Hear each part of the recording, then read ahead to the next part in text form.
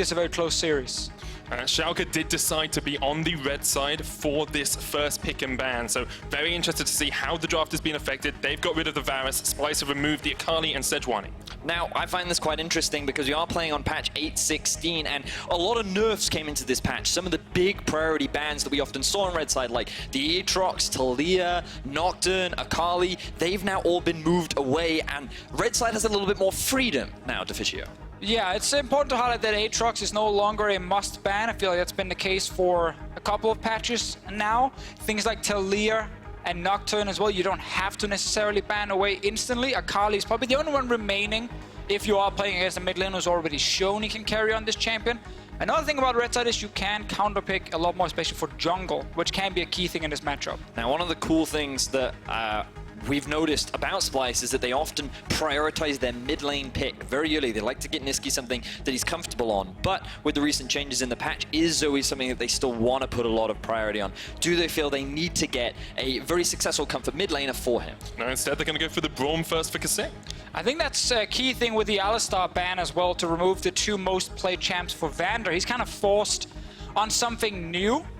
Obviously, he's already played things like Pyke and Rakan during the split, but it's really just been Alistar and Braum in almost every single game for him and Schalke. Also, with the Sejuani being banned away, it is the most played champ for Amazing. So we're gonna see some changes, at least, on the Schalke lineup compared to the very standard comfort picks. Now, it's interesting that Schalke are looking to still prioritize the trundle, as they're expecting a tank jungler to potentially come out from Xerxe. He did receive a couple of nerfs on this patch, largely around his Q, the amount of damage that it does, the amount of stats that it steals, or the duration rather, and overall the expectation was that he would lower in terms of value, but Schalke is still putting a lot of priority in it early on into the draft. I think also just one thing we have to highlight just from the ban phase, the Sion ban coming in from Schalke in the very first game is actually quite surprising. Sion has not really been, you know, a big meta pick in a while. He was buffed slightly here on 8.16, and clearly enough for Schalke to actually respect the potential pick and remove it. We are obviously most likely looking at a tank v tank matchup top, and Sion could have been one of those choices. Now, the Ezreal has also been taken away from Upset, one of his most successful AD carries so far this split, 5-2 on the champion, and it's something that Upset has had a lot of success with, and with the Varus banned away, we should see something unique coming out from Upset. He has tend to favor towards the Ashe. When you look at this Shen, you can flex it towards top side or bot, but if it is going towards the bot side, they may look for something a little more aggressive. Yeah, we obviously know Xerxe is a famous Shen player back in the days when he played carries and Shen. It was always fun to watch him play this champion, but of course with Vander losing the Alistar and the Braum, there is a good chance he will take it. We have to wait and see though. I think Splyce so far getting very, very standard, very good overall picks for them. That's not even telling too much about the draft, because we know they love to draft a bot lane that can self-sustain. As we get into the second ban phase, we'll have to see how this does play out. Cassiopeia ban coming out from Schalke. I know that was in your picks to watch, Vedius, and we did think that Nisqy might revert back to that with Zoe being nerfed. You only have to think back to the third place match against Vitality, where Nisqy had a phenomenal performance on the champion. It is considered one of the better matchups into Ryze, so Schalke showing that respect. You do really limit the mid lane pool. Orianna would be the one that comes to mind for Nisqy to go towards, but right now with the draft that they have, when you look at Ezreal, he does have a pretty solid 2-item spike, he has decent poke, he doesn't offer a huge amount of pressure in terms of the early lane, so I would like Splyce to get some kind of winning matchup elsewhere on the rest of the map. On the other side of things, Schalke are actually locking in the Kaisa here for Upset. Not an AD carry we've seen him on too much. They also have the Poppy still available for Xerxe in that top lane if he wants to flex that Shen to support. Yeah, suddenly Schalke might be able to get the absolute best pick available for Vizicsacsi. I just want to see what Splyce will draft here, because they have to blind pick, obviously, for the top lane. Mid, they know it's a Ryze, but to be fair, we've actually seen Ryze top lane as well, so Schalke could still swap that to top side. Xerxe tried to play it against H2K, ended up losing that game. It didn't work out too well for them. If they'd won that game, they probably would have got second place. They wouldn't even be here. All right, let's blame the Ryze then. But it actually makes it pretty difficult because of the Shen and the Ryze being able to still be moved around quite a bit. Obviously, Peter Dunn is fully aware of this. Gnar coming in.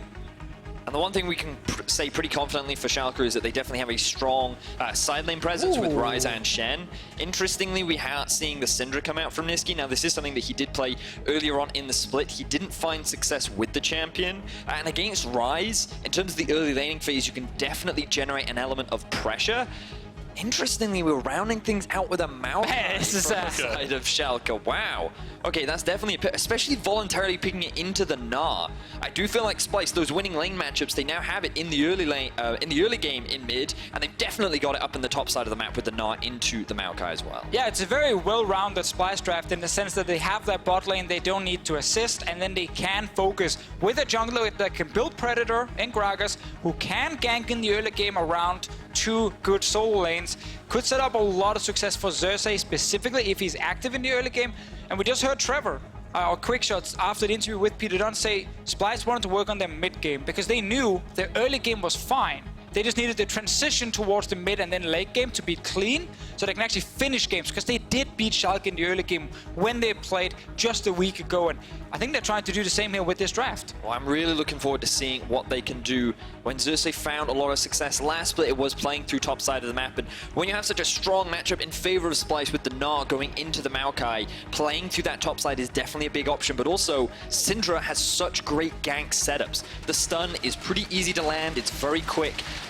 NukeDuck likely going to be forced to take the cleanse out of respect towards that mid lane matchup, and it's a big lane that you can look to play through if you want to. Instead, it looks like he is actually going for the teleport as we get on into the game. We'll have to discuss that more as we jump on in. Talk a lot about how Splyce have a winning top, a winning mid. They want to progress through to the mid game. As we get on into our first quarter final here of the summer split, I want to know what Schalke are looking to do with this composition. They want to scale, first of all. Maokai, Kaisa are not champs you lock in if you want to dominate the early game on their side. If we get past that 25-minute mark, this composition from Schalke can be fantastic, but we also have to remember, Trundle is nerfed in the early game, so while he does still add a lot of value later on, it does hurt him compared to what Xerxe can do on this Predator Gragas here. I'm really looking at Splyce trying to get that early advantage and showing us that they can play a strong early game again against Schalke. I think it's going to be really important to find it as well against Schalke. They are a team that, you know, throughout the split have demonstrated that when they do fall behind in the early game, they're actually pretty good at coming back later on. And a lot of that does come down to their ability to team fight. As a team, they've really impressed me, and I believe that they are one of, if not the best, late game team fighting teams that we have in our league, largely because of the really smart positioning that we see from Upset, the good engages that you often get from both Xerxe and Vander, and overall they've really impressed me as how they work as a 5-man. When you're drafting a Maokai, it is one of those compositions where you're saying, hey, we are waiting for those late game fights, but to get to that point will be difficult when there are such strong laners in top and mid from the side of Splyce. And both teams across the course of the split have played much more measured, much slower early games. If we look at some of their statistics, you can see their kills plus deaths in their games, 10th and 9th, their combined kills per minute, 9th and 10th, and then their win time is the slowest across the course of the split as well. So you can tell that Schalke want to scale. Splyce may be trying to change things up a little bit here. Definitely feels like it. Obviously, with the Gnar, you have the option of building things like Blade of the Rune King, your Rage Blade, these kind of items where you become almost a pure split pusher, which keeps the control on the side of Odoamne in this matchup against Vizicsacsi.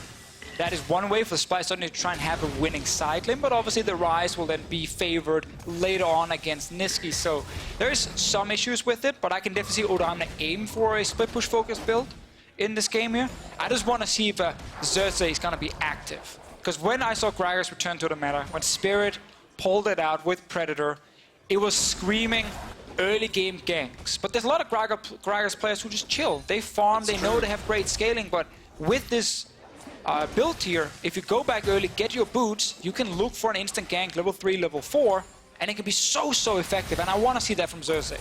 Lots of damage coming down from Nisqy in the mid lane, but when Splyce were so effective at the latter half of Spring Split was when Xerxe was aggressive and making plays in the early game. Here you can see between weeks 1 and 6 in Spring, a much slower tempo, and Splyce went 6 and 6. Between weeks 7 and 12, much quicker, higher jungle proximity, more kills, and Splyce went 12 and 7. And the lane that he often played around was the top lane, Odoamne. This was the guy that he often enabled, and that's why they They were branded as the roaring Romanian duo, Deficio, you talked about it. But in terms of early ganking right now, it looks like Xerxe has his eyes set on bot, with Amazing looking towards the top side. There is no vision towards the bot side of the map, but Schalke showing that respect so already. Xerxe looking for a couple of opportunities. It does feel like that both junglers have traded sides of the map, given that we did see Xerxe go for an early invade onto the opposite blue, and Amazing now hanging around this top side, seeing maybe he can go for a counter gank, or maybe just trying to relieve the pressure from Xerxe. Good to see our laners respecting it.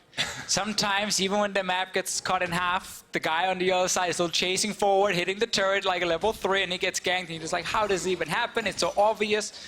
Not this time, Odoamne steps away, and the same thing happened on the bottom side. So we're waiting for the first recall from Xerxe before he gets the boots and can actually fully use his keystone on the side of the Gragas, where I think on the side of Amazing, you don't actually have to do too many things early game. I want to look a little bit more at this mid lane matchup now that we have like the first jungle ganks have happened, because Vedius in Picks and Bans, you talked about how you thought NukeDuck would probably run the cleanse. He has opted for the teleport on the Ryze in this lane. So one of the reasons why you can go for teleport, on Ryze it makes a lot of sense because you often look to play through the side lane later on into the game, and if you are looking to play that 1-3-1 style or potentially 1-4, you want to have a way of joining the rest of the team should a fight kick off. As well as that, often Syndra generates a lot of pressure in lane because recently the damage on her Q did get buffed, and because it has a relatively low mana cost, you can just keep throwing it out, you can push the wave, and you can just get in the face of a Ryze and make his day just very obnoxious. And it's very difficult for him to trade back because you can just stand behind the minions and you're a happy chappy. But because he takes so much harass, he then has the TP full lane, which he can then use to stay healthy, get an early tier, and then just start farming up and scaling up. And I wouldn't be surprised to see him go for a bit of early magic resist like a Banshee's Veil or even an Abyssal Mass. I mean, I think what we might actually see is the moment Nisqy hits level 6, Body Slam flash in the mid lane. Or you can also do it now. Xerxe gets the gank in, Body Slam used, NukeDuck tries to flash away, the barrel's going to slow him up, there's first blood to Splyce! So we got it slightly earlier than expected, but when you do not run the cleanse in mid lane and you have things like a Gragas or a stun setup from Syndra, the gank setup is just perfect to get onto NukeDuck. Luckily for him, he didn't use TP before, he can use it now. Back to lane, bot lane fighting. Kasing's just going to put up the Unbreakable here. Concussive blows will land onto Vander as well. Very, very safe lane is the Ezreal Braum. And we talked about it in draft. The mid lane was one option that Splyce could look to play through. You have a winning matchup in topside with Gnar versus Maokai, but you also have strong early gank setup with the Syndra. The stun is relatively easy to land because of how short range Ryze is, and because he kind of walks towards the minions as a very linear champion, it makes for easy setup. Do want to bring you guys' attention to the fact that during tonight's series, you can watch games on Odoamne's point of view in our POV stream over at twitch.tv/Riot Games 2. Go there now because there's a gank going in the top lane. Amazing's coming in. Odoamne trying to get to safety. Here comes Xerxe as well. Xerxe's very low. Odo, level 6 already as well. They can trade back onto this. Amazing flashes away. The chase continues, but Splyce seems to come out on top in that trade. And right there, it felt like Xerxe were screaming, let's continue, we can fight, we can win this. And Amazing was saying, let's step away from this one. We don't actually want to fully chase, because Xerxe kept going, forcing Amazing to kind of stay around, and then he ends up flashing away because Xerxe got in melee range, despite no flash on the side of the Gragas. Back to that mid lane gank super quick. I think Xerxe obviously didn't want to waste his flash like he did, but when it is a first blood, trying to shut down enemy mid laner, you end up often just going all in for it, and you want it to 100% guarantee it, so that's why you end up flashing.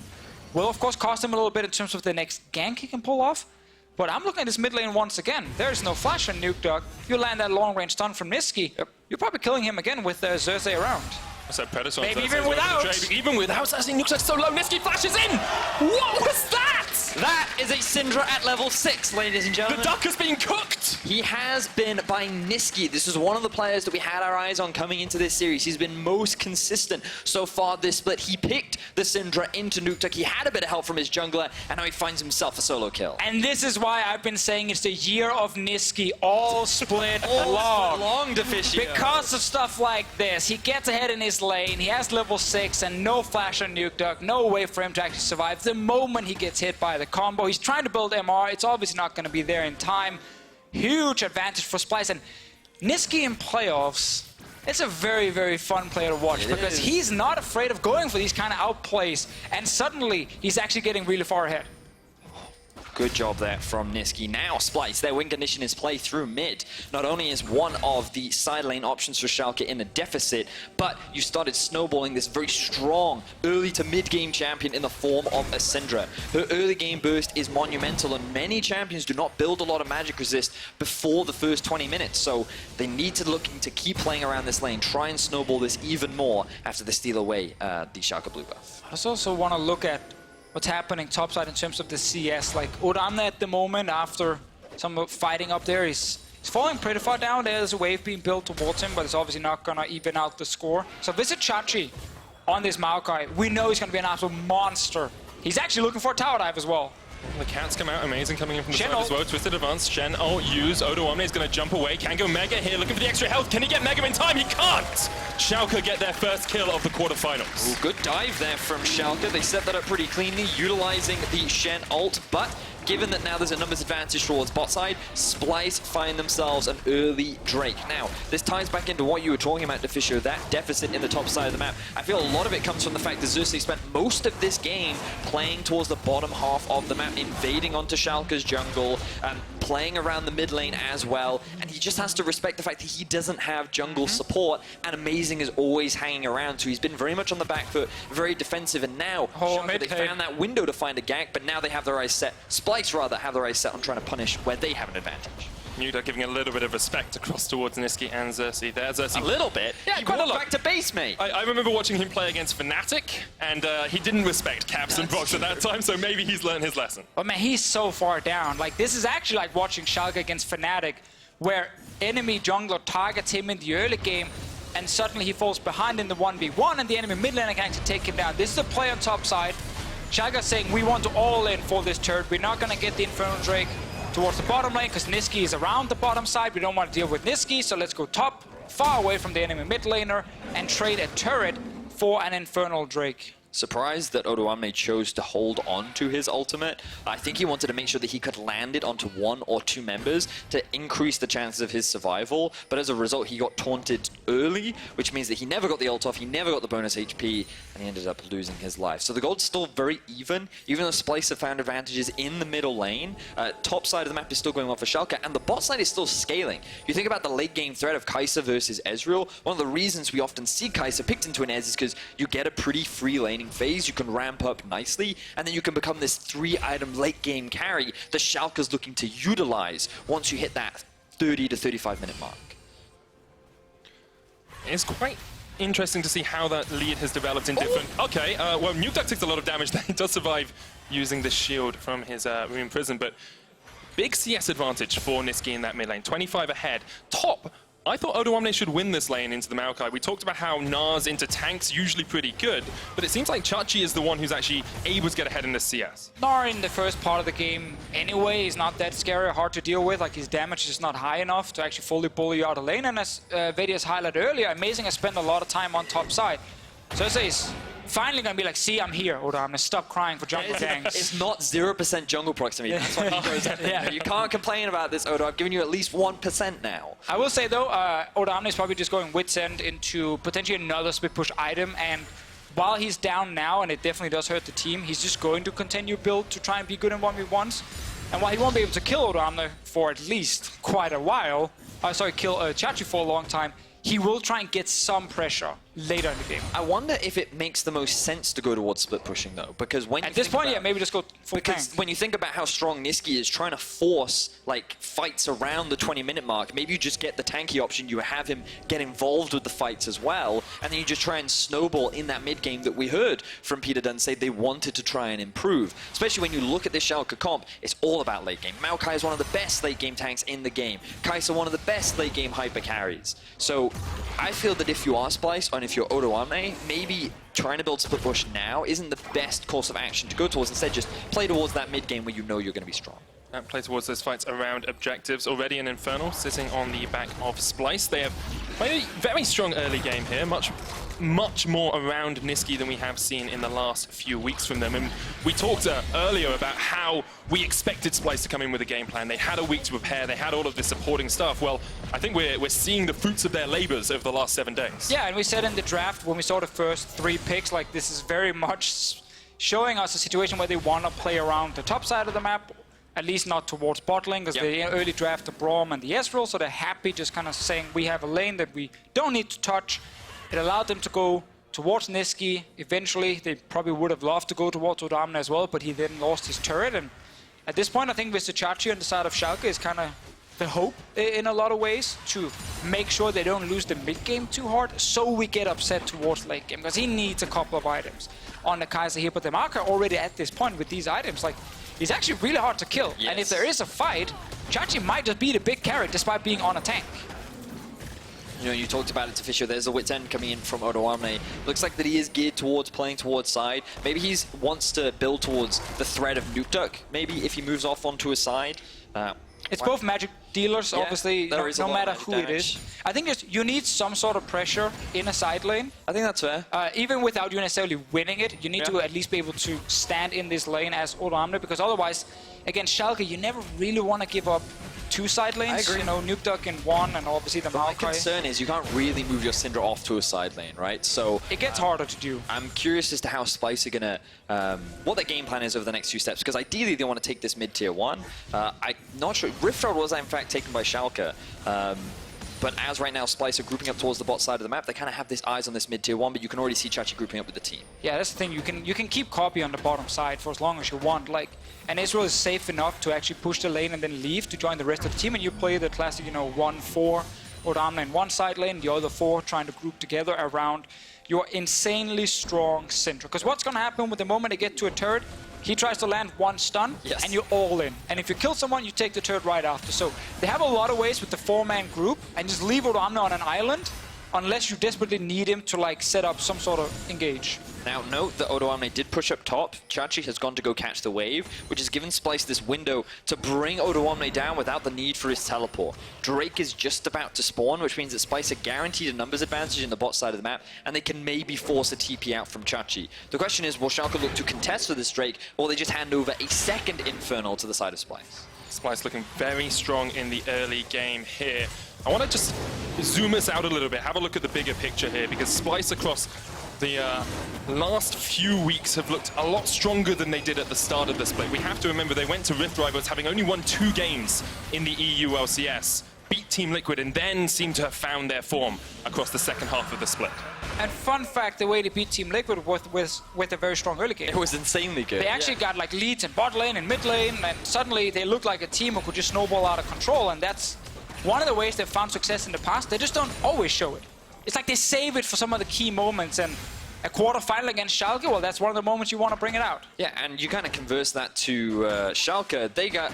This team started off a little bit shaky, but after their first 2-3 weeks, they kind of revitalized. They just looked extremely clean. They were on an insane record after their loss to Fnatic, where they were just winning all their games. And Schalke coming into playoffs, everyone expected them to be second place. Everyone thought that this team was so good, it had no clear weaknesses, that they would take a clear second place. And then the H2K upset happened, the UOL upset happened, the Rocket upset happened, and obviously we had a very exciting set of tiebreakers, but everyone still looks at the Schalke squad as heavy hitters, the big favorites coming into this series. But so far, what we know is the last time they met, it was close. Splyce got an early lead, Schalke came back in these late game fights. We're now set up in an exactly the same scenario where Splyce have an early lead, Schalke have a stronger late game team fight. Can they get there though, or have Splyce been able to improve upon their ability to use their early leads? Chachi's around mid lane, Odoamne is following him. This Rift Herald is not going to be the greatest for Schalke, but they're still trying to siege with it. And taking a bit of a chunk already. It's going to push forward if they can hit the eye. Does take a bit of damage off it, but still half the towers. Yeah, got the hit onto the turret, but it's kind of showing how Schalke doesn't have a lot of pressure on the map, that they get a Rift Herald and they have to end up using it behind their own mid lane turret. Normally, you always get at least some sort of setup with a minion wave as well, and it's actually Schalke putting their Rift Herald into losing mid turret. And now Splyce have the right set on the top, because with full control of the mid and NukeDuck having to answer the wave down bot, 3 members of Splyce can cleanly walk into the top side jungle, get all the vision down. They know exactly where Schalke is or where they're not, and right now the top side of the map is where they're not, so they can easily take their 3rd out of tower. And I'm so happy to see Splyce in this first game come in here, actually play around Nisqy, get an early lead, now secure another outer turret, and show everyone how this is going to be a competitive series. Despite being the lowest seed in playoffs, they're not just going to fall flat on their face and lose to Schalke. It's a team again with a lot of big names on it, and some of them definitely in the Nisqy guy is showing up. We so often come into quarterfinals and it's kind of like you have top 4 teams and then the other 2 who are there and may cause an upset. This time we have a Super 6. We have 6 teams that can all challenge for that top spot, and that's why this quarterfinals and this semifinals and this road to Madrid is actually so much more exciting than perhaps playoffs of the past. Yeah, I really like that name, Super 6. Yeah, you know, I agree. It sounds it's great. really catchy, really sticks with you, you know. Gets the message across. It does. And so far in our Super 6, we have Seed 3 versus Seed 6. Remember that the winners of these will be clearly decided as to who goes up against who in the semi-final, which means that for Splyce, they would end up going against Fnatic, which many expected to be the most dangerous in playoffs. But that's still a long road ahead. And Splyce so far in this early game, looking pretty good. They held on to an 800 gold lead for the time being. We're approaching the 20-minute mark where second items will start to be completed. And I feel that for Schalke, right now, you still don't want to force anything. You still want to stall out. You're still waiting for those kind of third items to come through, especially on the Kaisa. But the things Schalke have to be careful of... Oh! Pew, pew, pew, pew, pew, pew. A red buff was stolen. Great, good job. But Not much has happened for a while. I like to get in there every now and get again. in there, man. Get in there. Enjoy it. Feel it. But the one thing that Schalke have to be scared of is Splyce trying to force Baron. I feel like that's a big objective that can allow Splyce to force fight around this mid-game where they are strong.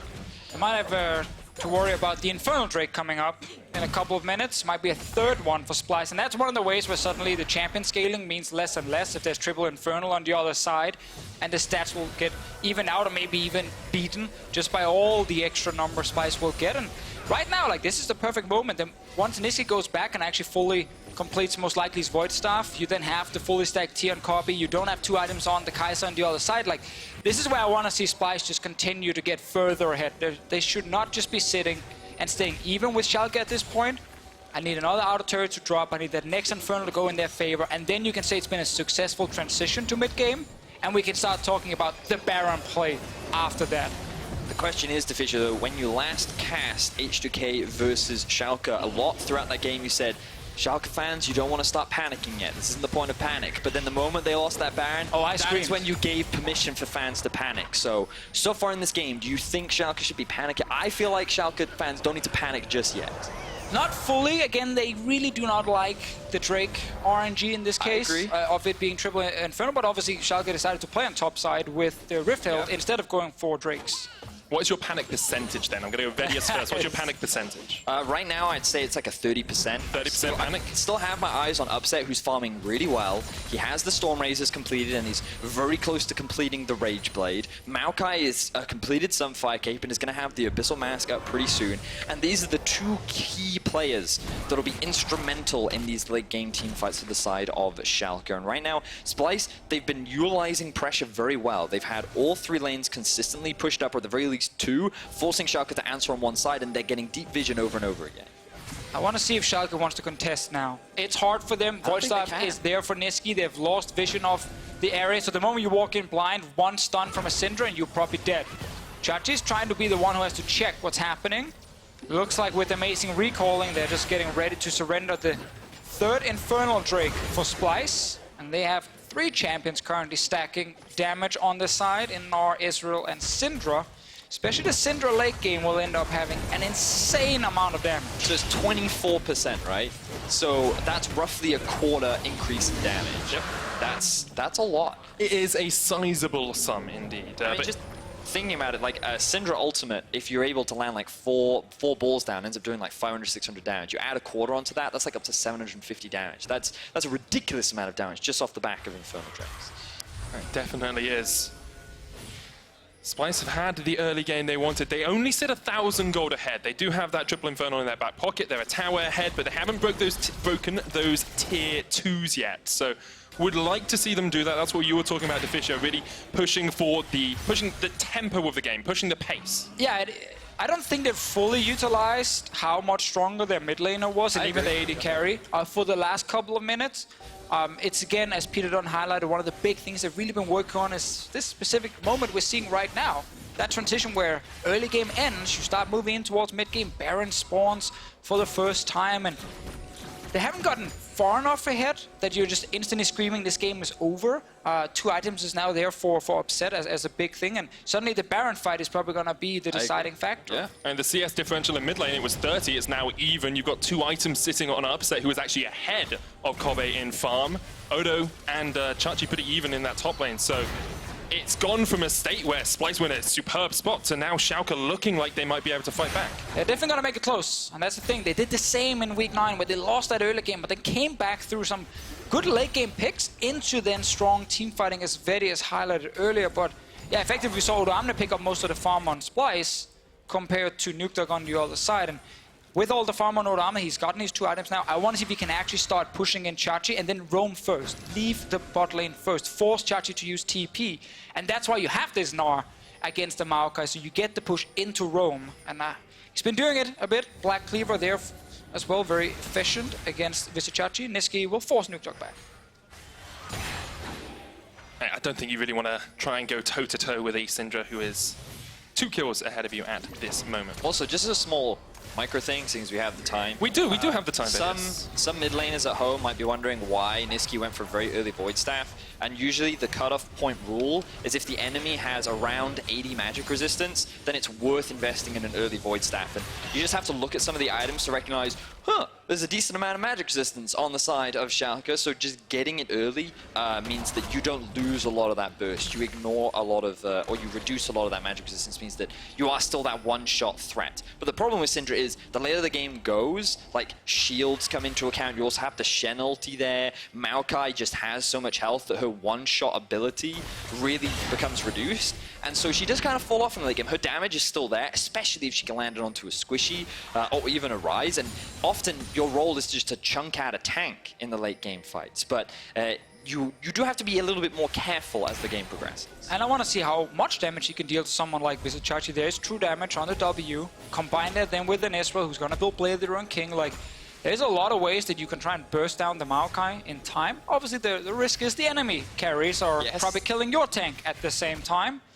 And if you have a Maokai versus a Gnar, if you look at the items, well, the Maokai probably stays alive for 10 seconds longer than the Gnar at this point. So it's going to be a little bit difficult for them to play their, kill the tanks first style, unless Xerxe goes in on his own, and then you can burst him down. But now when we're talking a little bit about the comps, and we think about their ability to take Baron, I kind of give the slight edge over in terms of Baron taking speed to Schalke. I don't think Splyce have the fastest Baron in the world, and I feel like that right now, the only way in which they'd use Baron is to force a fight rather than to try and rush it down. They have really good vision control around the area, but one of the big risks that they have is finding a 5v5 fight versus Schalke right now might not be the optimal decision for Splyce. Why not, though? Because, I mean, you still have Kaisa and Maokai, and like, as Deficio was alluding to, just look at the 2 front lines builds. You have a Black Cleaver and a Wit's End versus an Abyssal Mask and a Sunfire Cape. That front line is so much stronger from the side of Schalke, and Upset is now working towards his 3rd completed item. So, like, they would definitely be close fights. You can see that Splyce still have the item advantage, but in a full 5v5, just because of the front line, I kind of give the edge over to Schalke right now. I mean, you can make the case for Splyce saying we got triple Infernal, we can wait. That's true. Like, the longer we go into the game, the more benefits we get from the percentage increase. I agree with that, but then as the enemy builds more magic resist, builds more tankiness, it's just going to fall off. And when we talked about the win condition for Schalke, we said purely they want to get to 3 items. They want to scale up. So the longer the game goes on, you have to start to look in Schalke's favor. I mean, Triple Infernal happened, and again, it makes it harder to talk about the scaling part because tanky items become less and less effective the more of them you get. Damage items, however, they become better and better and better, especially when you get percentage scaling on them. Imagine Syndra with Triple Infernal and a Death Cap at some point in this game. It doesn't matter then the Xerxe's added another MR item because he probably ends up taking more damage. So I can see from Splyce's point of view why they're not actually trying to overforce this. Even though, if we just look at the draft and ignore the Drakes, they would have otherwise looked for it. And they're going to force a fight in the mid lane. Vander's going to taunt away here. It's only amazing on the flank of Schalke. That was a small slap and then they stepped away. It's just a little skirmish in the mid lane. But okay, so we say that Splyce are happy scaling up. What is Schalke happy doing now? Because at the moment, they're just playing reactionary. They're going where Splyce are. If Splyce go towards Baron, Schalke go towards Baron. But if we think the scaling is probably an advantage of Splyce, they're looking for the pick on Odoamne. The flash from Xerxe, not in range! No, they will flash the wall to safety. Oof, very close there. Surprised that Splyce were able... Oh, sorry, Odoamne was in that sort of a position. Not sure how he got caught out like that. It looked like the bot side was over-pushed from the side of Odo, and Schalke had vision control towards the bot side of the map, which meant that Odo didn't really have the support necessary to be able to pressure that far, and Schalke very nearly found themselves their second kill of the game. And to your point about Schalke, I don't think they have to throw away their 3-item spikes just because the enemy team towards 5 and 6 items ends up having a much bigger advantage, because that can still be a big moment for them. Schalke could fight right now and actually go for an engage like they tried to do against the Gnar on the bottom side. Like, I think Xerxe, he's hoping he's just in range for the W, but it's such a short range for him and he just can't get there in time. And that could have been a kill into a Baron. And suddenly Schalke would have been doing something on the map. Let's see what happens. Odoamne is fighting. Odoamne is going to be safe for the moment. Vander flashes across the wall. Still looking for the stun here. Upset on the chase as well. No killer instinct for him, but he doesn't need it because Odoamne is right in range. Ignite down as well, and Odo has to know where to go. Baron has been started. Odo's going to fall now. Vander doesn't have the ult. They can't rejoin the fight, but Amazing's there. Splyce actually back away. Decide they're not tanky enough to live through that Baron damage. So I'm surprised that Splyce weren't able to force that harder. They weren't able to get any... Well, a lot of teleports were used because Schalke invested so many trying to get kills towards the bot side, but Xerxe being surprisingly squishy in this early game, Kasing getting chunked out by the Baron means that they could not commit to it. Only 2 members of Schalke were enough to stop the Baron siege, which means that Schalke not only get themselves a kill, but they also get themselves their 3rd out of tower of the game. I think that was such a good play from Schalke, knowing they can also TP in with Vizicsacsi to the Baron itself. And worst case, it's a 3 versus 4, where you're full HP, and they've been tanking the Baron for quite a while. Yeah. So this to me felt like Schalke were in full control of what was actually going to happen. And at this point here, by catching Odoamne twice in the side lane, they've made sure that now, you know, NukeDuck is on 3 items on his side. Xerxe, of course, is super tanky. It's just a question of how much does Triple Infernal mean for the full late game fights? Because we're getting there. We're 30 minutes in. It's 4 kills. Yep. We warned everyone regarding, you know, low amounts of kills, teams not focused on all-in aggression. Maybe against Odoamne they will make an exception. Odoamne, the one they're going for once again, has all of his team's deaths up to now, and it might be adding another one to that list. Twisted Advance comes out. NukeDuck gonna look for the final bit of damage. Nisqy actually gets on a killing spree up towards the top side. They do get the damage down in the bottom lane. Now, what is Splyce doing on the other side of the map? So kills being traded all across the board, and while Schalke send 2 members bot, Splyce to have their whole team grouped up mid, and I feel like they're gonna take these towers faster than Schalke will. Oh, he actually stopped the recall right there on Vizicsacsi on purpose from Kobbe. He was not aiming for minions. He just wanted Xerxe so they can continue to push. Amazing is just top lane, playing his own little PvE game, while NukeDuck is getting bot turret. Looks like Syndra's going to back away. They're looking for that inhib in mid. Upset is there on the front line. Xerxe coming in as well. They cannot quite get the damage to take down the inhib, but now Amazing has the flank. Upset down low. The inhib goes down, but here is Xerxe. Amazing flanks it. 4v3 in favor of Splyce at the moment. NukeDuck still pushing in that bottom lane. Here comes Vander. Xerxe's so low. Look at the damage from the unleashed power. That's enough.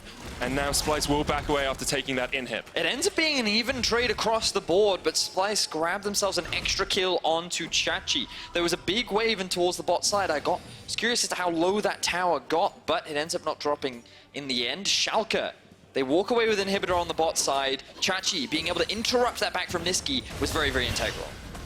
Here we go, starting up the Baron. Teleport coming in from Splyce as well. Xerxe's still dead, 25 seconds left on him, but Upset is a key carry at that 3-item point.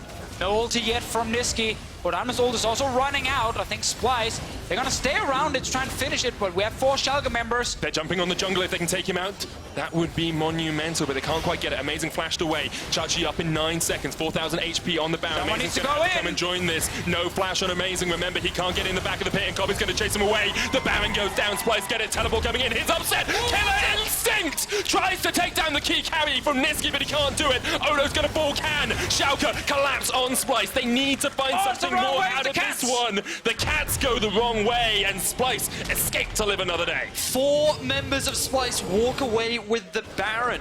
Good decision-making there from the side of Splyce as they find themselves a Baron off the back of that inhibitor. Schalke, they didn't have their top laner. He wasn't able to get involved with the fight, that late-game fight that they so desperately wanted.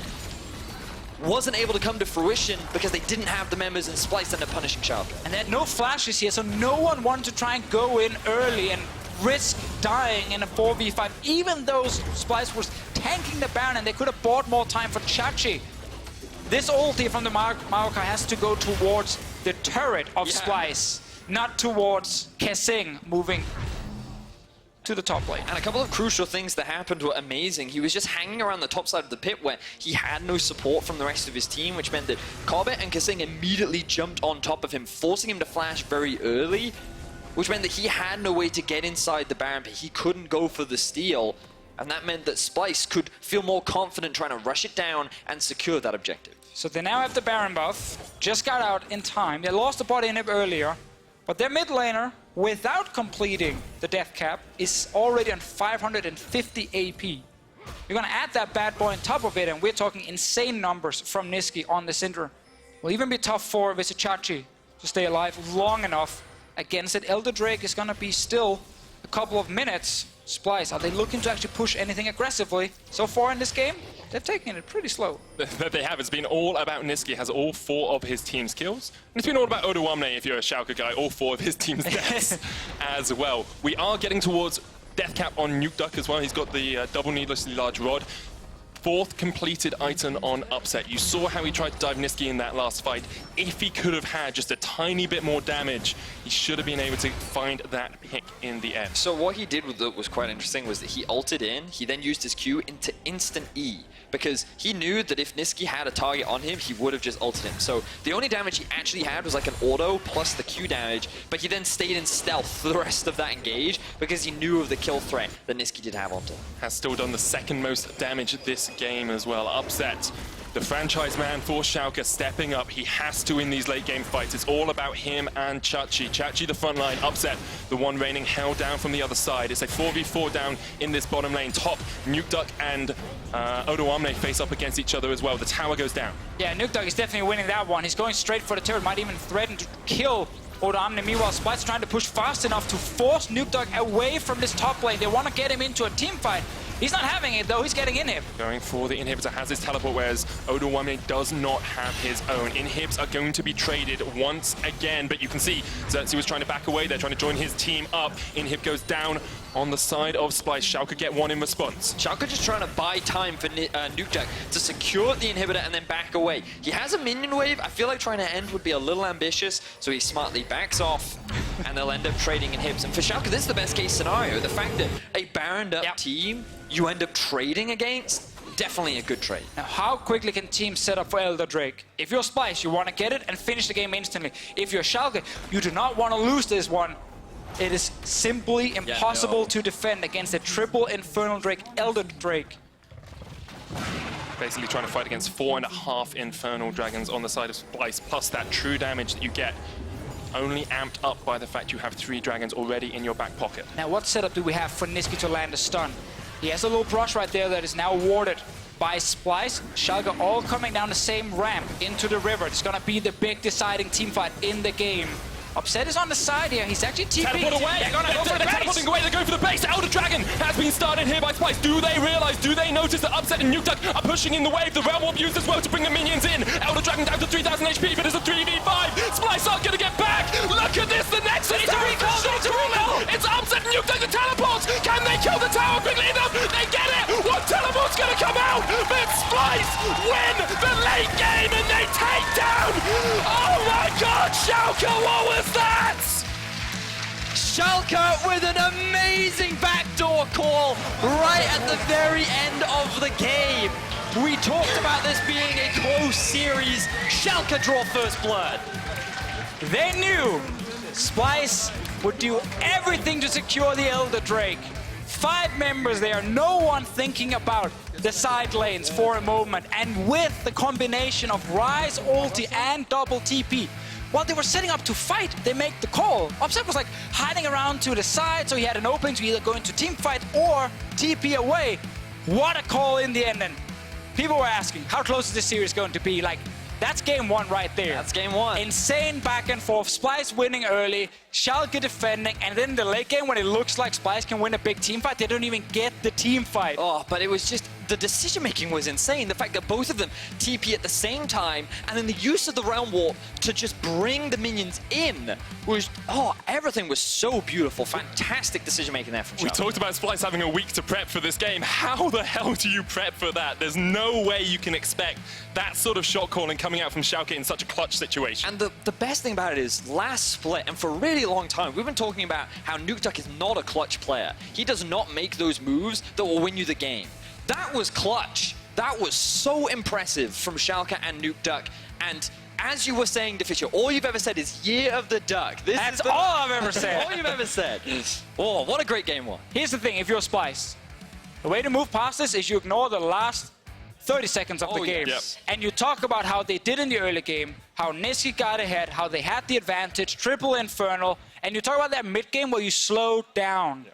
Probably more than you had to with the current situation you were in, with Syndra being so far ahead, Kobbe being ahead in items as well. That's where you can still make a lot of changes, so you don't even get to this point in the game where Schalke can backdoor. Schalke did not look strong in the early game. It was all about Splyce. It was all about Xerxe getting those ganks towards the mid lane. It's what we wanted to see from him. We talked about Spring Split playoff Xerxe. He showed it for us in this game once again. Yeah, I'm looking forward to seeing how the rest of this series plays out. Schalke will take the first win, and we have best of ones in our regular season. This will be our first best of series so far this split, and how teams will adapt will be crucial. It's something that we often talk about coming into big international events, and the experience on these two teams is something they've been in these best of 5 situations before. Both these rosters are stacked with playoff performing individuals, and now they just need to bring that experience into this series, and Splyce, they look good. They just need to shore up a couple of small things, maybe make a couple of changes in the draft in order to edge out a win against Schalke. Remember what's on the line tonight. It's a spot in Madrid on the 8th and 9th of September. If you want to watch all the action live, you can get your tickets at eu.lolesports.com/Madrid 2018. In addition to this, you can also catch the finals in one of our 254 cinema viewing parties in 30 countries all across Europe. Visit? That's not a word. Vizicsacsi? After that game, yeah, sure. Visit eu.lolesports.com/cinemas for more information. All in lowercase as well. It is case sensitive, so make sure you don't have that caps lock button on when you type it in. Thank you for that. It was very informative. You're I didn't welcome. realize it was case sensitive. Yeah, I was told by my producer, so you're welcome. That's very helpful of them. Well, for more on Schalke's win, let's check in with the analyst desk. Thank you very much. I'm really happy we're talking about caps lock and lowercase when we should be talking about how Schalke won that game.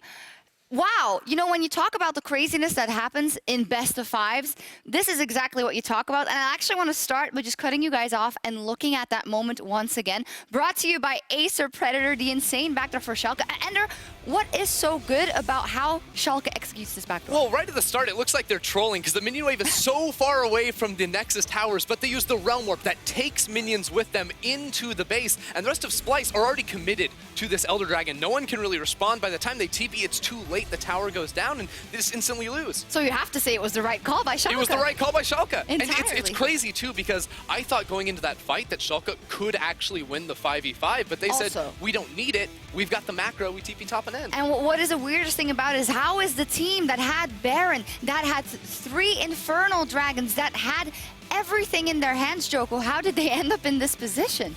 I think they didn't care about NukeDuck split pushing like this, and they thought, like you said, it was really far from the base, and he Ryze ulted, and actually I think it's 200 IQ plays, because not a lot of players pulled that off, and yeah, I think this game is, it's key. It's key for a BO5. It's key for the best of 5, that's a great point. Yeah, and the craziest part about it was that every single time Splyce got an inhibitor, NukeDuck was actually in a side lane split pushing, trading inhibitors, even though we got set so far behind. Yeah, exactly. So let's get all the way back to the start. Let's get to picks and mends. We talked a lot about the fact that the patch came in and some of the comfort picks for Splyce would not be available. On the other hand, it looks like Splyce completely took the route of we're going to ban away or take away everything that Schalke 04 has been successful on. We are going to take away that Ezreal and play it ourselves. We are going to pick away that Braum. So that was quite an interesting plan from them, Joko. Yeah, I agree. I think they made a really good draft, and I was really surprised that they were like getting these early kills, these early ganks, and I was like, okay,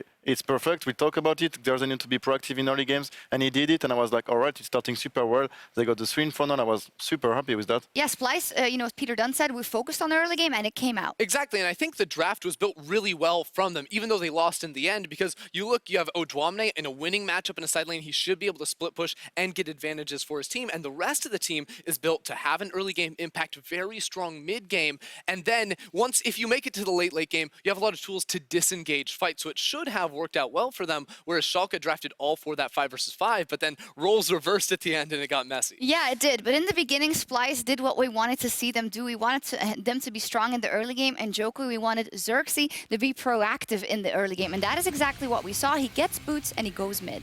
Yeah, he just buys and legit using Predator, and with Gragas is basically a free kill if you execute it well, and he did, so... Well, together with the stun from Nisqy, Yeah. it does seem almost too easy, yeah. and that makes me think that NukeDuck does have to see it coming. Yeah, he does definitely. It, of course, activates the playoff buff for Nisqy as well, who's then able to get the solo kill on NukeDuck in the mid lane and set up what should have been a very successful match for Splyce. They should have been able to use those advantages to close out, but it couldn't happen. Yeah, so Joko, when you look at what happened in the rest of the game, what happened then to Splyce? They had only 1,000 gold lead at 20 minutes, which is not a lot, but which is a lot for Splyce because all their carries were already on 2 items, where usually that's not the case for them. So where do you think they dropped the ball in the mid game? I felt they had the lead, right, and they controlled the map. They went to take their drakes. Everything was working well, but the thing was they lacked a bit. It was going for their T2. I don't think they played the map on 3 lane and going for those extra stores and extend the vision. They just felt stuck with T2s, went to force a play with Nashor and Nether Drake, and I felt like it was controlled, but could be a bit cleaner. Yeah, especially with picks like Gragas and Syndra. I think if you take control of one side of the jungle and then look to abuse that vision advantage to find picks, that's how you get victories. And then, of course, Odoamne was never able to really pressure onto any tier 2 tower. That's how you break the inner line, is with a strong split pusher, but it was totally nullified by Schalke. Yeah, it was nullified by Schalke, and is this then where we have to praise Schalke for the fact that they then activated their Ryze and the fact that he can move around the map because they went and killed Odoamne twice in a row? Were they just waiting for that moment to be able to do that? Is that praise to Schalke that we're just not mentioning enough? Yeah, I think Schalke countered it pretty well because they had the Shen and they use it correctly, and it prevents the split pushing from Odoamne so that he should be stronger against Maokai. And yeah, somehow they didn't let him to split push, and they could also at the same time, we saw that Schalke went for the Nash, and they were able, Splyce went for the Nash, and they were able to hold it, and I think everything was planned and calculated. Yeah, it was really smart too, because they double ganked Odoamne in the side lane to try and shut him down and enable NukeDuck to later win those 1v1s against him in the side lane. But even from draft, Schalke were always trying to take it to the late game. They came into the series, knew that Splyce struggled to get early advantages and close out matches, so they said, hey, if you're not going to beat us hard enough early on, we can stall out. But this is not in the plan, is it? No, this was not in the plan, losing the Baron, losing 3 Infernal Drakes. Of course, they wanted to keep it close, and they did as far as gold was concerned, and Splyce weren't able to get over the finish line. So yeah, this then ends us or puts us in this moment in the game where you have the team that has Baron. They pushed all the way to the inhibitor immediately, Splyce, but NukeDuck was just able to put so much pressure on that top inhibitor for some, not for some reason. He was just really strong because they killed Odoamne a couple of times. But still, if you're Splyce, and this is what you talked about at the beginning, Joko, this is a best of 5, and in the first game, you have 3 Infernal Drakes, you have a gold lead, you take Baron, you seem to be in control. Oof, that is crushing. Yeah, you can't lose this game. Like in the BO5 especially, it's really huge because you have to reset your mindset for the new games, and you know this one won't go off that easy. So yeah, that one is really painful, and it's really sad because I felt like it's a bit underserved a bit. But even though like NukeDuck made a huge play, and it's okay, you know. But yeah, I don't know what to say yet about this game because I feel like it was too messy a bit. Well, let's look again at the finish then. Maybe that helps us recontextualize what happened. The crazy finish from Schalke. We showed it at the beginning, but it's worth showing again. This is where the 3 Infernal Drake team just wants to get Dragon. Yeah, it's so close, because Splyce, again, they have to go for the Drake, the Realm Warp play, and the canceling of recalls by the rest of Schalke really just sets up for this play to happen. And you have to remember that it was upset, and it's an AD carry with teleport again going into the base to speed up this Nexus falling. In this exact moment, could Splyce have done anything different? Could they have not started the Elder Drake and immediately engaged on the rest and killed them all and went back. Was there anything, or were they absolutely stuck, Joko? Yeah, I think you need to push this Ryze away to not let him do that, because we saw one time he was 1v1 against Gnar and he chanked it to mid HP, so at this point they were like, okay, we can play side, so let's play side. And until this moment, I think they should have invested more people into it to not let that happen, and don't go for a 50-50 Drake when they are threatening your base. I think this was the worst course ever they could possibly do. So yeah, I think they could have just pushed him out and... Yeah, they were in a really tough situation, though, because, of course, they didn't have that top inhibitor, so they either had to fight for this Drake or go back, take those minions down, and then lose the dragon. I think the only thing, super small, Gragas ult onto those TPing members, but they didn't have a ward in the bush, so it was so hard to actually know where that was coming from. And it was the presence of mind of Schalke and of NukeDuck to make that move and then clean out and clear the base in the end and win the game. And this is so interesting to me, because we get into the series with the high expectations, and Schalke picks a draft and tells Splyce, we know that we're better than you in the late game, and we don't care if you get ahead early. But in the end, they have to rely on a backdoor to finish it, but they still win. So they are on cloud 9, right, Schalke, right? They are now completely confident in their drafts and in their playstyle. I can't imagine anything different. And for them, they get to keep drafting similar compositions until Splyce prove we can win the early game. We can then close out on you. So it really takes a ton of pressure off them and makes it even more difficult for Splyce to fight for a game. So for Splyce, what is it now? Is it now do what you did in game 1, but do it more confident and keep pushing? Because if they do the same thing and just sit back again, it's the same story for 3 games in a row. Joko, where is that extra edge? Who are you looking at? Is there anyone that can push that advantage further for Splyce? I do believe Nisqy was like really fed this game, and he could have pressure side or pressure even mid and get tower when we won, or if Xerxe is playing around him, they could take every T2, and that's what I think the big mistake was there. Because they had the snowball, I mean, they had the lead, they had the snowball a bit with those Drakes, but they didn't know how to close out the game, and I felt like that was the biggest problem, and I feel them because I felt like it was our problem during the old split, so yeah, it's okay, guys, like, next game will be better. Yeah, it's all about the mid game for them. They said they were working on it in practice, in scrims during the week. Now it has to actually happen because they didn't prove that they'd actually solved those issues. No, we have to see it right now. But for Schalke, in their first playoff series ever, they got off to a great start, and they are now just 2 wins away from Madrid. We'll see if Splyce can bounce back when we return.